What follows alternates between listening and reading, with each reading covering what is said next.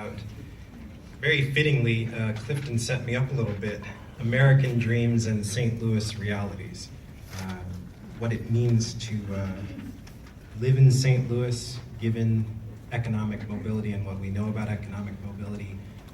I can't hope to match the eloquence of Danielle, but I do want to assure you that none of this is purely academic to me. I was born not too far from here in North Woods. I grew up in St. Louis, and St. Louis means something very special to me. So none of this is purely academic, but I will be walking you through some data. So let's get to it. As this graphic suggests, there are many ways of defining the American dream, but at least one of those definitions includes this notion that each generation should do better than the last. I should do better than my parents, and my children should do better than me. The question is, how good a job are we doing at that? And how realistic an expectation is that, both for our region and for our nation? And that's a question that Harvard economist Raj Chetty and his colleagues sought to answer with a couple of studies on this notion of economic mobility. And I've tried in this graphic to break down what economic mobility means, or at least one way of looking at economic mobility. It's this notion that where you start in childhood, this rung on the economic ladder, you ought to move up that rung. And one of the ways of looking at economic mobility is whether or not starting at this lowest level of income, what are the chances that you actually make it to this highest rung of income? It turns out that your chances are lower if you live in the United States than if you live in other wealthy developed nations of the world. And it also turns out that even though the chances of economic mobility haven't changed all that much over the past several decades, the rungs of this ladder have gotten further apart due to something called economic inequality or income inequality. And what that means is that your starting place matters a great deal more than it used to. In other words, what your parents' economic resources are going to have a much larger determining factor on your outcomes as an adult. So what we're going to do is take a walk through economic mobility.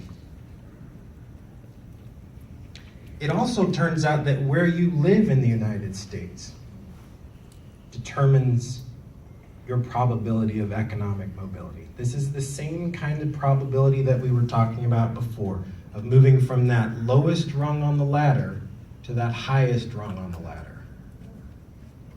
And what this map is showing you is a map of the United States with the highest probability of that happening in this kind of light yellow color, and the lowest probability of that happening in this dark red color.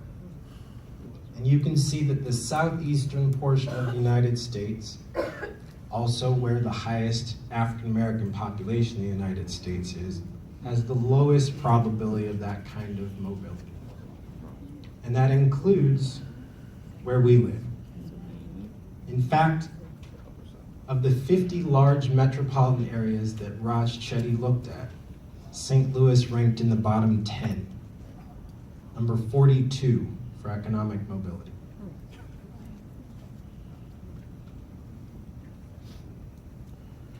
Dr. Chetty and his colleagues were also able to identify factors that were related to economic mobility across the country. So if some of these factors were higher or lower, you had a higher or lower probability of economic mobility. Those factors included the amount of African American population, segregation and income inequality, school quality, social capital, or this notion that there's trust and social cohesion in a community, and family structure.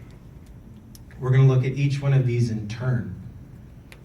But first I want to talk to you a little bit about the project that was introduced earlier, For the Sake of All. Even before Dr. Chetty and his colleagues released their paper, 6 colleagues of mine and myself were working on a project to look at the health and well-being of African Americans in St. Louis, but not just to report on another study of health disparities, to also tie health to these educational and economic factors that end up being very large contributors to health outcomes. And we'll talk a bit about that. But also to determine what the impact of these disparities was on the entire St. Louis community, regardless of your race, regardless of your socioeconomic status. And then to suggest some solutions to how we close these gaps in health and well-being in our region. So what you're going to see in these next few slides is some of Dr. Chetty's data and some of the data from For the Sake of All. So that first mobility factor, African American population. Turns out that St. Louis ranks 10th in terms of the largest proportion of African American population in those 50 large metro areas that I told you about. And African Americans make up roughly a third of the city of St. Louis and St. Louis County combined. Now, I want to give you a caveat here. The geographic area that Dr. Chetty's looking at is actually larger. What we looked at in For the Sake of All was just the city and the county. So I'll make those distinctions as we go through these slides. Roughly 30% of the combined population of St. Louis City and St. Louis County is African American. This is a map of African American population concentration in St. Louis City and St. Louis County. For anybody who lives here, this map is not surprising to you. Orange is the highest concentration, anywhere from 45 to 97% African American. Light blue is moderate, 6 to 44% African American.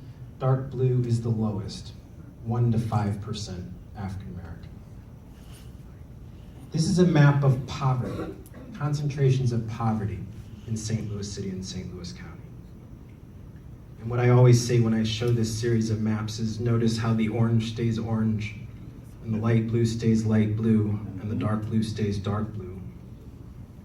Orange, again, is the highest concentration, anywhere from 19 to 54% poverty. Light blue is 9 to 18%. Dark blue is 1 to 8%. St. Louis is the 5th most racially segregated of the 50 large metro areas that Dr. Chetty studied. That's in terms of racial segregation.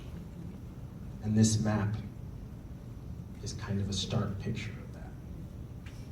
It's the 20th most segregated in terms of income of those 50 large metro areas. So we've got segregation by race, we've also got economic segregation.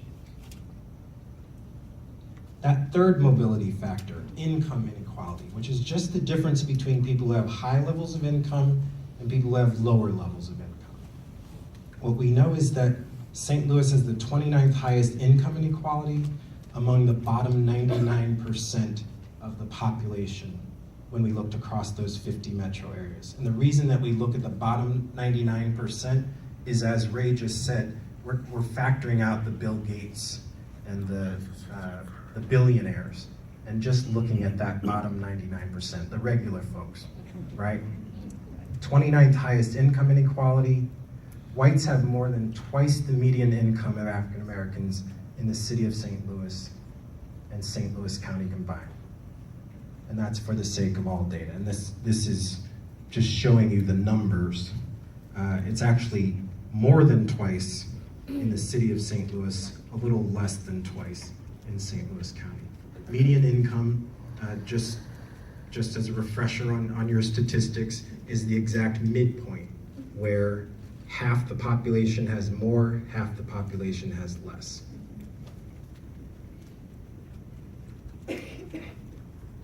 That fourth mobility factor, school quality.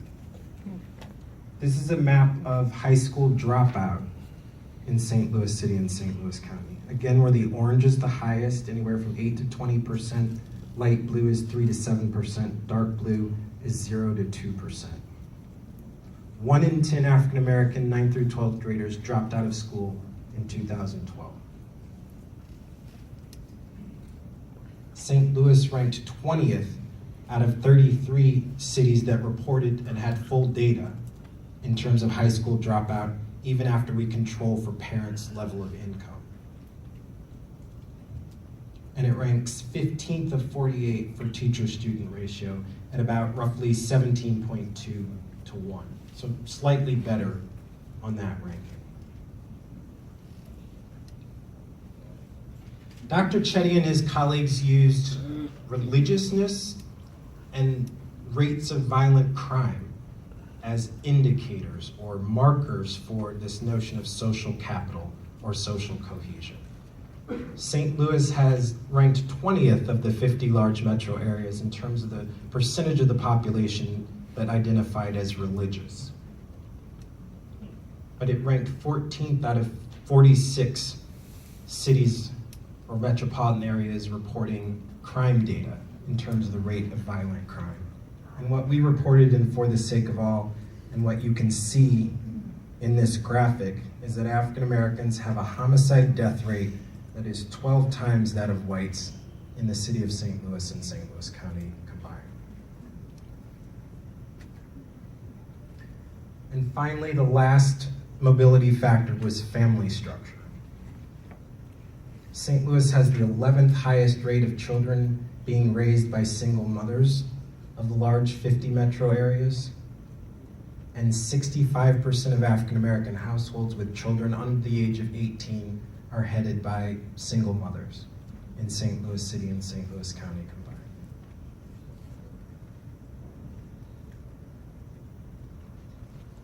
And our charge in For the Sake of All was really to look at these social and economic factors and tie them to a set of health outcomes. And what I'm about to show you is one of the most stark comparisons that we made in our final report. This notion that these economic realities aren't just about mobility. They aren't just about our gross regional product and how many jobs we're producing. They're actually a matter of life and death. What people have really kind of honed in on in what we reported is what is an 18-year gap in life expectancy between a child born in 63105 in the Clayton area and a child born in 63106 in North St. Louis City. This is a distance of less than 10 miles in our region. 18 years gap in life expectancy. And what we know is that 63106 is 95% African American versus 63105, which is 9%. We know that 63106 has 6 times the unemployment rate of 63105. We know that 63106 has almost 8 times the poverty rate of 63105. And we know that a household in 63106 has roughly 1/6 the median income of 63105. This is the geography of inequality in our region.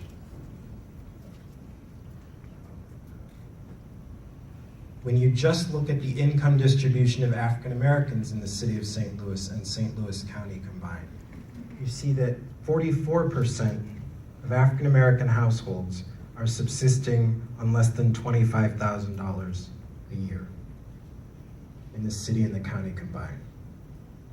And a majority, 58%, are living on less than $35,000 a year.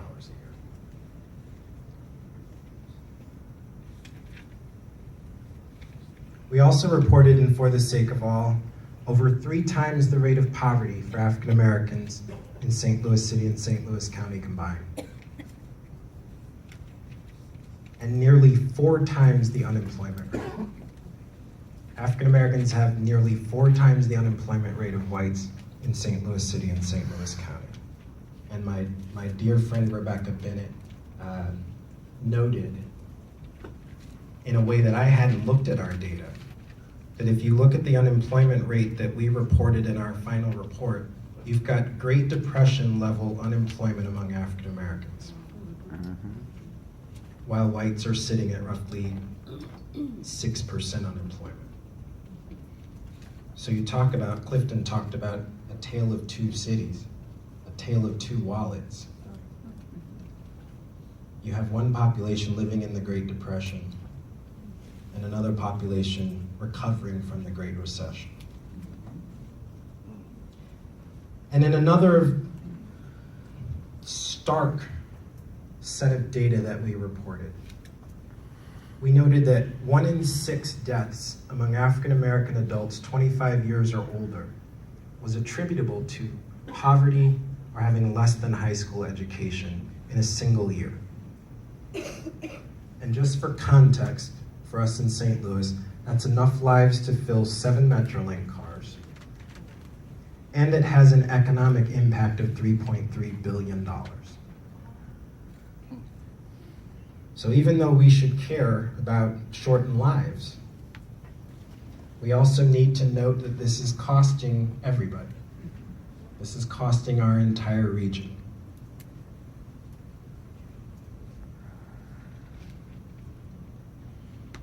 We have recommendations in 6 major areas for how to close these gaps.